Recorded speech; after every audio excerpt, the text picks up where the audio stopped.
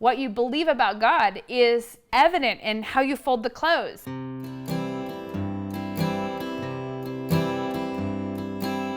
All right, welcome back to the Philosophy Cleanse. This is if you're still with me after day 1 and day 2, which was Jesus is all that and you aren't all that. Day 3 is something that I think is so important, but will be a little bit novel to some of you. And this is the concept that your doctrine, which is what you believe about God, what you believe about the world in relation to God, is actually meant to be lived. This is something that my dad is fond of saying, your theology, which is what you believe about God, your theology comes out your fingertips. What you believe about God is evident in how you fold the clothes and how you talk to your children and how you cook or invite others over or what entertainment you participate in. What you believe about God is evident in those places. Now, when we talk like that, sometimes people think that we're talking like you have to become some kind of a Navy SEAL of the Christian faith. Like this is special forces level to say that your doctrine shapes everything that you do.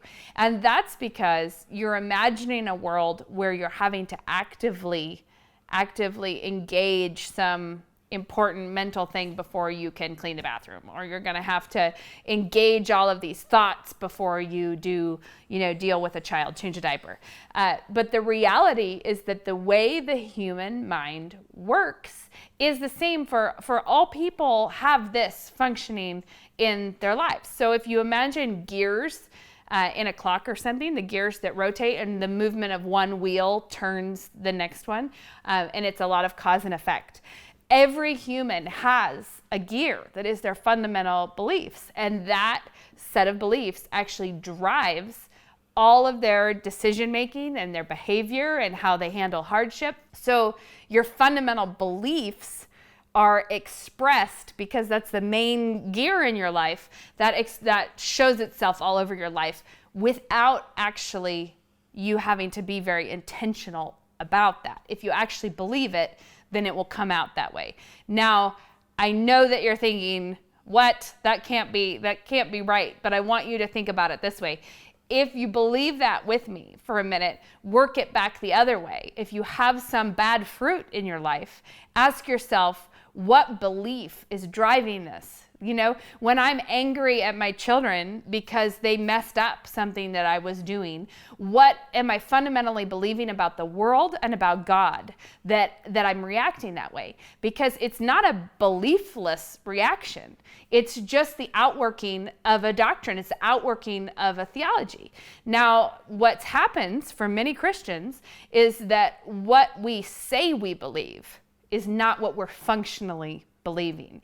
So people don't think that this is true because you think, no, well, I subscribe to the Westminster Confession of Faith.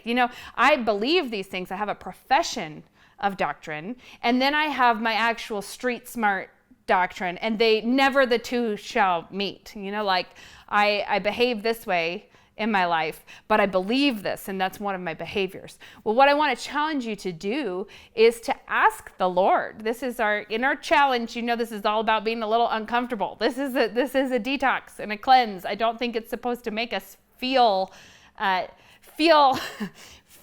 comfortable.